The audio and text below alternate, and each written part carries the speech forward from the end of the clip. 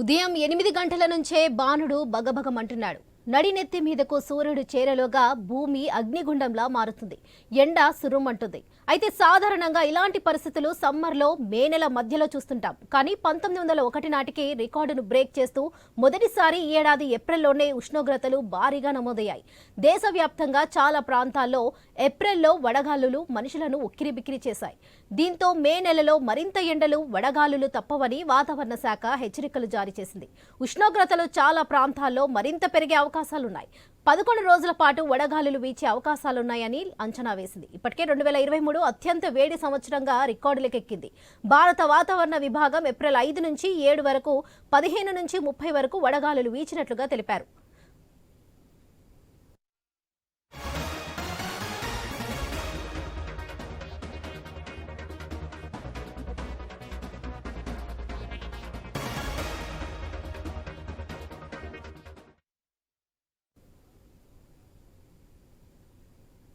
సగటు గరిష్ట ఉష్ణోగ్రత 31 డిగ్రీలుగా నమోదైంది. ఏప్రిల్లో తూర్పు ఈశాన్య భారతంలో సగటు గరిష్ట ఉష్ణోగ్రత 28.12 డిగ్రీల సెల్సియస్గా నమోదైందని భారత వాతావరణ శాఖ పేర్కొంది. 1980 నుంచి దక్షిణ ద్వికల్ప భారతదేశంలో సాధారణం కంటే ఎక్కువ గరిష్ట ఉష్ణోగ్రతలు సాధారణంగా మారాయి. దక్షిణ రాజస్థాన్, పశ్చిమ మధ్యప్రదేశ్, విదర్భ, మార్తాండ ప్రాంతాల్లో మే నెలలో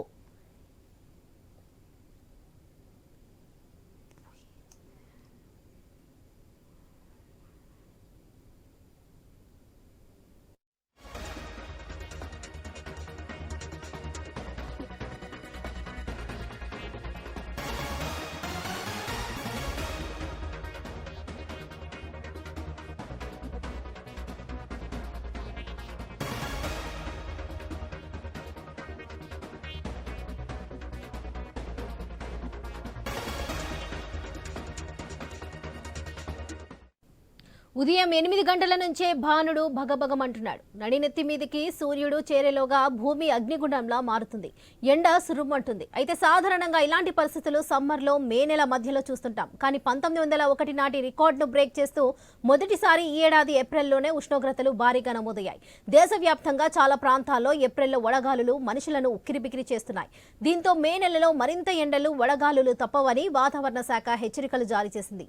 ఉష్ణోగ్రతలు చాలా ప్రాంతాల్లో మరింత పెరిగే అవకాశాలున్నాయని 11 రోజుల పాటు వడగాలులు వీచే అవకాశాలున్నాయని అంచనా వేసింది. ఇప్పటికే 2023 అత్యంత వేడి సంవత్సరంగా రికార్డులెక్కింది. భారత వాతావరణ విభాగం ఏప్రిల్ 5 నుంచి 7 వరకు 15 నుంచి 30 వరకు వడగాలులు వీచినట్లుగా తెలిపారు. సగటు గరిష్ట ఉష్ణోగ్రత 31 డిగ్రీలుగా నమోదైంది. ఏప్రిల్లో తూర్పు ఈశాన్య భారతంలో సగటు కనిష్ట ఉష్ణోగ్రత 28.12 డిగ్రీల సెల్సియస్గా నమోదైందని భారత వాతావరణ శాఖ పేర్కొంది. 1980 నుంచి దక్షిణ ద్వికల్ప భారతదేశంలో సాధారణం కంటే ఎక్కువ గరిష్ట ఉష్ణోగ్రతలు సాధారణంగా మారాయి. దక్షిణ రాజస్థాన్, పశ్చిమ మధ్యప్రదేశ్, విదర్భ, మరఠ్వాడ, గుజరాత్ ప్రాంతాల్లో మేలో 8 నుండి 11 రోజుల పాటు వేడి తరంగాలుండవచ్చని ఐఎండీ వెల్లడించింది. రాజస్థాన్, తూర్పు మధ్యప్రదేశ్, పంజాబ్, హర్యానా, చండీగఢ్, ఢిల్లీ, ఉత్తరప్రదేశ్, ఛత్తీస్గఢ్, ఇంటీరియర్ ఒడిశా, గంగా, పశ్చిమ బెంగాల్, జార్ఖండ్, బీహార్, ఉత్తర ఇంటీరియర్ కర్ణాటక, తెలంగాణలోని మిగిలిన ప్రాంతాల్లో 5 నుంచి 7 రోజుల వరకు వడగాలులు వీచే అవకాశాలున్నాయని పేర్కొంది.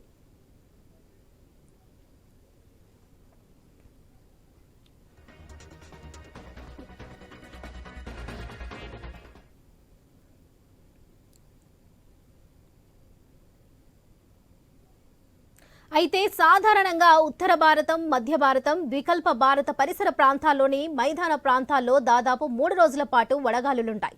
ఏప్రిల్లో ఎండలకు ప్రధాన కారణం ఉరుములతో కూడిన వర్షాలు లేకపోవడమేనని వాతావరణ శాఖ పేర్కొంది. పశ్చిమ మధ్య బంగాళాఖాతం భారతదేశానికి ఆనుకొని ఉన్న తూర్పు తీరంలో అల్పస్థాయిలో ఏర్పడిన తుపాను వ్యతిరేక పరిస్థితుల కారణంగా తక్కువ వర్షపాతం నమోదైంది. ఈ వాతావరణ కారణంగా సముద్రం నుంచి వచ్చే గాలులు ఒడిశా, బెంగాల్ వైపు ఎక్కువగా వీయలేదని ఐఎండీ పేర్కొంది. మే నెలలో దేశవ్యాప్తంగా సాధారణ వర్షపాతం నమోదయ్యే అవకాశం ఉంది.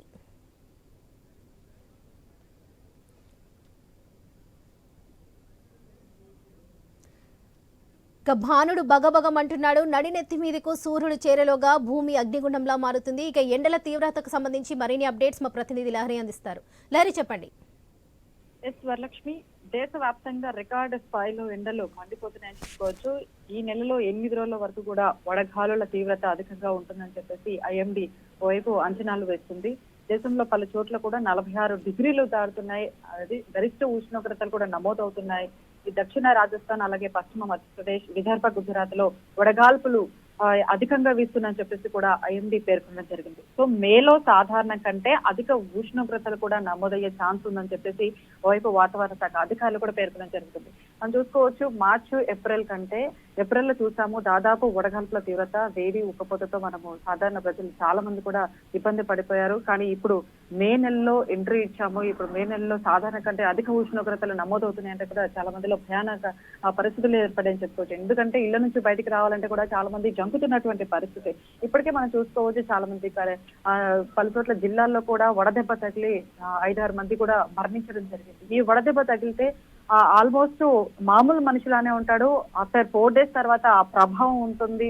సో జాగ్రత్తగా ఉండాలి. వడదెబ్బ తగలకుండా, వడగాలుల తీవ్రత మన చెవులకి వెళ్లకుండా చాలా స్కార్ఫ్ లేడీస్ స్కార్ఫ్ కట్టుకోవడం కావచ్చు, ఎండ దెబ్బకి బయటకు వచ్చినప్పుడు, అత్యవసర నిమిత్తం బయటకు వచ్చినప్పుడు గొడుగులు పెట్టుకోవడం, క్యాప్ పెట్టుకోవడం, గోగల్స్ ఐస్ కి వేడి అనేది తగలకుండా గోగల్స్ పెట్టుకోవడం, ఇలా కాటన్ దుస్తులు ధరించడం, ఇలా పలు రకాలుగా జాగ్రత్తలు తీసుకోవడం కూడా మస్ట్ అండ్ షుడ్ అని చెప్పేసి ఓవైపు ఆరోగ్య శాఖ నిపుణులు అలాగే వెదర్ ఆఫీసర్లు కూడా తెలపడం జరిగింది. సో మొత్తం మీద మధ్యాహ్నం వేళల్లో సూర్యుడు తుర్రుమంటున్నాడని చెప్పుకోవచ్చు. జనం బయటికి రావాలంటేనే జంకుతున్నటువంటి పరిస్థితి. ఇప్పుడు హైదరాబాద్ వ్యాప్తంగా అయితే మనం చూసుకోవచ్చు 43 డిగ్రీల నుంచి 44 డిగ్రీల వరకు మేర ఉష్ణోగ్రతలు నమోదవుతున్నాయి. జిల్లాల వ్యాప్తంగా మనం చూసుకున్నట్లయితే జిల్లాలో 44-45 డిగ్రీల నుంచి కూడా ఉష్ణోగ్రతలు నమోదవుతున్నాయని చెప్పుకోవచ్చు. మెయిన్ గా కరీంనగర్, పెద్దపల్లి, జయశంకర్, భూపాలపల్లి, ములుగు, భద్రాద్రి కొత్తగూడెం, ఖమ్మం, నల్గొండ, సూర్యాపేట, మహబూబాబాద్, మహబూబ్ నగర్, నాగర్ కర్నూల్, వనపర్తి, నారాయణపేట, జోగులాంబ, గద్వాల్ జిల్లా, ఈ జిల్లాల వాళ్ళైతే చాలా జాగ్రత్తగా ఉండాలి. ఎందుకంటే ఆరెంజ్ అలర్ట్ కూడా జారీ చేయడం జరిగింది. ఆయా జిల్లాల వ్యాప్తంగా చాలా జాగ్రత్తగా ఉండాలి. అత్యవసరమైతే తప్ప బయటికి రానటువంటి పరిస్థితి మనకు బయట కనిపిస్తుంది. కాబట్టి ప్రజలు ఏదైనా అత్యవసరం పని ఉంటేనే బయటికి రావాలి, లేకపోతే రాకపోవడం చాలా మంచిదని చెప్పేసి కూడా ఆరోగ్య నిపుణులు చెప్తున్నటువంటి పరిస్థితి. సో చూస్తున్నాము వేడి దెబ్బకి, ఎండ దెబ్బకి కూడా చాలా మంది ప్రజలు భయపడుతున్నటువంటి పరిస్థితి కూడా చాలా చోట్ల కూడా రోడ్లు కూడా నిర్మానుష్యంగా కనిపిస్తున్నాయి. ఉదయం వేళల్లో ఉన్నటువంటి ట్రాఫిక్ మధ్యాహ్నం వేళల్లో అసలు బయటికి ప్రజలు రావడానికే భయపడుతున్నారు. ఎందుకంటే వడదెబ్బ తగిలితే అనారోగ్య సమస్యలు ఎదురవుతాయి. అసలు ఈ వేడి దెబ్బకి బయటికి రావాలంటేనే భయపడుతున్నటువంటి పరిస్థితి. సో ఉదయం 7 గంటల నుంచే వేడి ఉక్కపోత స్టార్ట్ అవుతుంది. 9 గంటల నుంచే ఆల్మోస్ట్ 6 గంటల వరకు కూడా ఆ వేడి ఉక్కపోత వడగాల్పుల ప్రభావం అనేది మనకు కనిపిస్తుంది. ఆల్మోస్ట్ 7 వరకు కూడా ఆ ఉక్కపోత అనేది మనకు కనిపిస్తున్నటువంటి పరిస్థితి. సో దాదాపుగా ఈ వేడి ఎండ తీవ్రత అధికంగా ఉన్నప్పుడు ఆ సూర్యుడు నన్నెత్తిన పడుతున్నటువంటి టైంలో మనం బయటికి రాకపోవడం చాలా ఉత్తమం అని చెప్పేసి కూడా వాతావరణ శాఖ నిపుణులు చెప్పడం జరిగింది. అలాగే ఉదయం కూడా ఈ రోజు ఉదయం వాతావరణ శాఖ డైరెక్టర్ నాగరత్నం గారు కూడా పలు రకాలైనటువంటి సూచనలు జారీ చేయడం జరిగింది. ఎందుకంటే ప్రజలు కూడా జాగ్రత్తగా ఉండాలి. వడగాల్పుల ప్రభావం మరో 8 రోజులు 10 రోజుల పాటు కూడా ఈ మే నెలలో సాధారణ ఉష్ణోగ్రతల కంటే గరిష్ట ఉష్ణోగ్రతలు నమోదవుతాయి. చాలా జాగ్రత్తగా ఉండాలి ప్రజలందరూ అని చెప్పేసి ఆదేశాలు జారీ చేయడం జరిగింది. అలాగే మన హైదరాబాద్ వ్యాప్తంగా ఉన్నటువంటి పలు ఏరియాలో కూడా అధికారులు చలివేంద్రాలు ఏర్పాటు చేయడం, అలాగే ఎందుకంటే అత్యవసర నిమిత్తం ఎవరైనా బయటకు వచ్చినప్పుడు వాటర్ క్వాంటిటీ అనేది ఎక్కువగా డీహైడ్రేట్ అవ్వకుండా వాటర్ క్వాంటిటీ ఎక్కువ తీసుకోవాలి. కాబట్టి నిమ్మరసాలు కావచ్చు, కొబ్బరి నీళ్ళు కావచ్చు, ఇలా అప్పటి రకమైనటువంటి ఆరోగ్య సూచనలు మాత్రం పాటించాలని చెప్పేసి కూడా అధికారి తెలపడం జరిగింది. సో ఈ పరంగా ప్రజలైతే అప్రమత్తంగా ఉండాలి, అత్యవసరమైతేనే బయటికి రావాలని చెప్పేసి అధికారులు చెప్పడం జరిగింది. Varalakshmi. Right Lahari, thank you.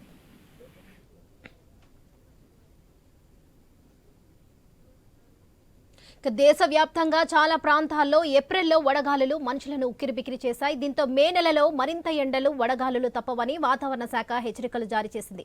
ఇక ఆదిలాబాద్ లో చూసినట్లయితే ఎండలు తీవ్రంగా ఉన్నాయని తెలుస్తుంది. దీనిపై మరిన్ని డీటెయిల్స్ మా కరెస్పాండెంట్ శ్రీనివాస్ అందిస్తారు. శ్రీనివాస్, చెప్పండి. ఏదైతే తెలంగాణ రాష్ట్ర వ్యాప్తంగా మే ఏదైతే ఎండాకాలం ప్రారంభంలోనే మార్చి మాసంలోనే దాదాపుగా 40 డిగ్రీల కంటే గరిష్ట ఉష్ణోగ్రత నమోదు కాగా మే మొదటి వారంలోనే ఇప్పటికే 46 డిగ్రీల పైగా గరిష్ట ఉష్ణోగ్రతలు అయితే నమోదవుతున్న పరిస్థితులు అయితే ఉన్నాయి. దాదాపుగా తెలంగాణ రాష్ట్ర వ్యాప్తంగా ఆదిలాబాద్, ఖమ్మం, వరంగల్, నల్గొండ, కరీంనగర్, మహబూబ్ నగర్ ఉమ్మడి జిల్లాలను అయితే ఎండలు తీవ్రంగా ఉంటాయని వాతావరణ శాఖ నివేదికలు స్పష్టం చేశాయి. అంతేకాకుండా ఏకంగా వీటిని రెడ్ జోన్ గా ఏర్పాటు చేసిన చెప్పిన పరిస్థితులు అయితే ఉన్నాయి. అయితే దాదాపుగా ఉమ్మడి ఆదిలాబాద్ జిల్లా వ్యాప్తంగా కూడా గత మార్చి మాసం నుంచే అధిక ఉష్ణోగ్రతలు నమోదవడంతో అయితే ఇటు ప్రాజెక్ట్ లో పూర్తి స్థాయిలో నీటి మట్టం తగ్గిపోవడంతో పాటు ఏదైతే ఇటు ఆదివాసీ గిరిజన గుడాలతో పాటు తండవల్లోనైతే నీటి ఇక్కట్లు పడుతున్నాయి. గత వారం రోజులుగా కూడా 45 డిగ్రీల కంటే గరిష్ట ఉష్ణోగ్రతలు నమోదవుతున్న నేపథ్యంలో ఉదయం 8 దాటిందంటే కూడా జిల్లా ప్రజలు బయటికి రావాలంటే భయపడుతున్న పరిస్థితులు అయితే ఉండగా సాయంత్రం 7 అయితే తప్ప బయటికి రాని పరిస్థితులు అయితే ఉమ్మడి ఆదిలాబాద్ జిల్లా వ్యాప్తంగా ఉన్నాయి. అంతేకాకుండా ఏదైతే ఉమ్మడి ఆదిలాబాద్ జిల్లాలో ఇటు మంచిర్యాల కొమరంభీం జిల్లాల్లోనైతే సింగరేణి గల్లు విస్తరించిన ప్రాంతాలుగానైతే ఈ 2 జిల్లాలు ఉన్నాయి. అయితే ఈ సింగరేణి ప్రాంతంలో మరో 2 నుంచి 3 డిగ్రీల గరిష్ట ఉష్ణోగ్రతలు అధికంగా నమోదు అవుతుండడంతో అయితే సింగరేణిలో పనిచేస్తున్నటువంటి సింగరేణి కార్మికులకు విధులకు గైర్హాజరు అవుతుండడంతో అయితే సింగరేణికి కూడా నష్టం వాటిల్లే పరిస్థితులు అయితే ఉన్నాయి. దాదాపుగా మరో వారం రోజుల పాటు ఈ 46 డిగ్రీల కంటే గరిష్ట ఉష్ణోగ్రతలు నమోదయ్యే అవకాశాలు ఉన్నాయనేసి ఇటు వాతావరణ శాఖనైతే హెచ్చరికలు జారీ చేస్తున్న పరిస్థితులు అయితే మనం చూస్తున్నాం. అంతేకాకుండా అత్యవసరం అయితే తప్ప బయటికి రావద్దనేసి ఇటు డాక్టర్స్ తో పాటు లేదా వాతావరణ శాఖ అధికారులు, జిల్లా అధికార యంత్రాంగం కూడా ఎప్పటికప్పుడు ప్రజలను అయితే అప్రమత్తం చేస్తున్న పరిస్థితులు అయితే బయటికి వస్తున్న వారు ఖచ్చితంగా ఎండ నుంచి వేడిని తట్టుకోవడానికి ఖచ్చితంగా అన్ని రకాల చర్యలు తీసుకున్న తర్వాతనే బయటికి రావాలి తప్ప ఎండ బారిన వరకుండా అన్ని రకాల చర్యలు తీసుకోవాలనేది సూచన చేస్తున్న సందర్భాలు ఉన్నాయి. ఇప్పటికే ఉమ్మడి ఆదిలాబాద్ జిల్లా వ్యాప్తంగా వడదెబ్బ బారిన పడి 3 మరణించిన సందర్భాలు అయితే మనం చూసాం. ఖచ్చితంగా రానున్న రోజుల్లో మరింత ఉష్ణోగ్రతలు పెరిగే నేపథ్యంలో ఖచ్చితంగా అందరూ అలర్ట్ గా ఉండాలి. అత్యవసరం అయితే తప్ప అన్ని రకాల చర్యలు తీసుకున్న తర్వాతే బయటికి రావాలని చెప్తున్న పరిస్థితులు అయితే ఉన్నాయి. వరలక్ష్మి.